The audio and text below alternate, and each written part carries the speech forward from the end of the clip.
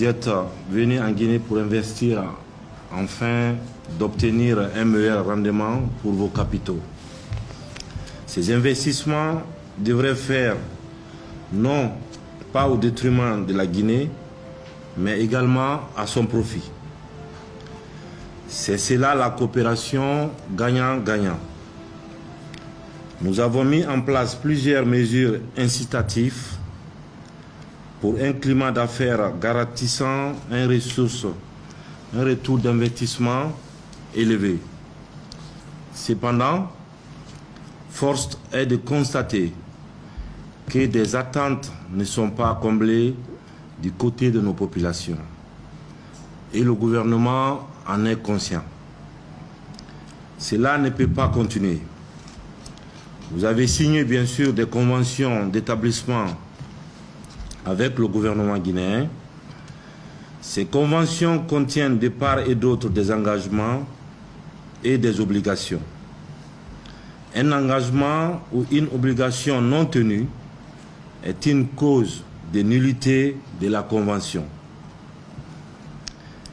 Il en est aussi du processus de transformation de nos matières premières que vous exploitez. Désormais, leur transformation sur place devient incontournable. C'est un impératif et sans délai. Plusieurs conventions mentionnent le raffinage sur place. Ces engagements sont lettres mortes aujourd'hui.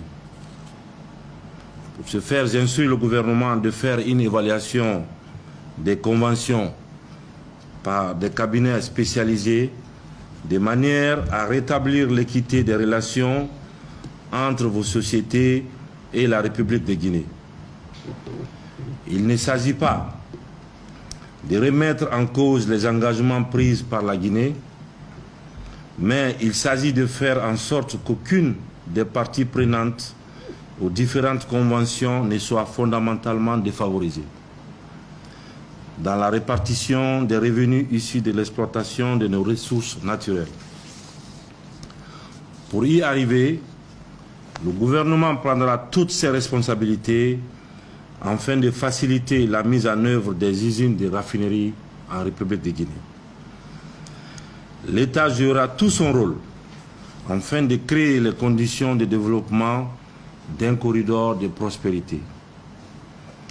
La transformation de la bauxite en alumine ne doit pas se limiter seulement à la mise en place des usines de raffinerie. Toutes les matières premières et produits rentrant dans la transformation doivent être produits sur place. C'est seulement à ce prix que nos ressources naturelles seront un levier de développement pour nos populations. Le gouvernement est conscient de la complexité d'un projet de construction de raffineries d'aluminium en Guinée. Cependant, le respect des conventions de base reste pour nous non négociable. C'est pour cela qu'un comité sera prochainement mis en place pour proposer aux compagnies minières qui se mettront ensemble pour la construction des raffineries en Guinée.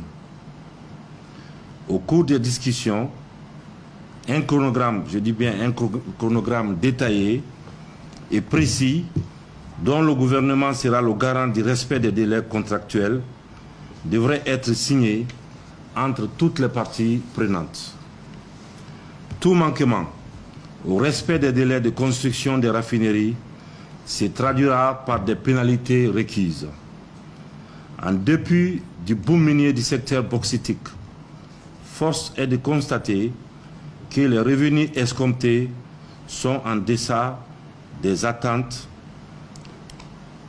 Vous et nous ne pouvons plus continuer à ce jeu de dupes qui perpétue une grande inégalité dans nos relations. Il faut la corriger et c'est maintenant. Je vous invite à cette démarche qui devient un impératif catégorique et non négociable. Et ce, avant la fin du mois de mai. c'est-à-dire on est en avril, c'est d'ici la fin du mois prochain. Je veux, Monsieur le Premier ministre, qu'on me réponde sur ça. Je vous demande de revenir auprès du ministre des Mines et de la Géologie avec des propositions, un projet, un chronogramme précis de construction de raffineries d'alumine en République de Guinée. Le gouvernement n'hésitera pas à prendre ses responsabilités pour rétablir l'équilibre. Par ailleurs, j'instruis le ministre des Mines de prendre les dispositions pour accompagner à s'organiser en groupe dans un meilleur délai qu'il vous communiquera. Alors je compte sur vous, je compte bien sûr sur votre bonne foi. Je vous remercie.